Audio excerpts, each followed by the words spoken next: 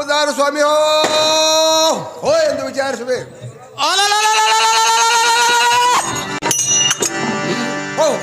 ಸಂಗೀತಗಾರರೇ, ಇವರಾದರೂ ಒಂದು ವೇಳೆಯಲ್ಲಿ ವಿಚಾರ ಮಾಡಿದರೆ ವಿಚಾರ ಆಗಲಿಲ್ಲ.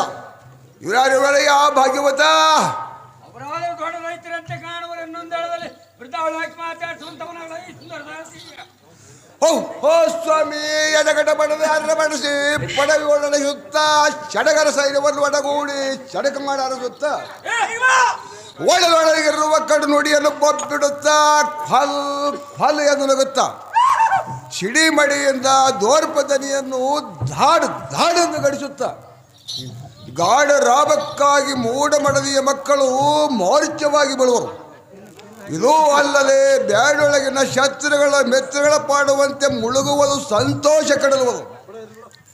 ಕೇಡಿಗಳನ್ನು ಕಣಿಸುತ್ತ ಕಡು ಮಾನವರಿಗೆ ತೊರಗಡೆ ಹೊಂದುತ್ತ ಕಾಣಿಸ್ಪಾದಿಗಳನ್ನು ಓಡಿ ಬರುವಂತೆ ಧಕ್ಕ ದಿಕ್ಕಿ ಹೋದಂತೆ ಚಪ್ಪರ ದೇಶದ ದೈತ್ಯರ ಕುರಕ್ಕೆ ಅರ್ಪಣೆ ಪಡಿಸುವಂತ ದಿಟ್ಟ ಜಗ ಜಟ್ಟಿ ಬಲಾಢ್ಯ ಬಲ ಉಳ್ಳುವರು.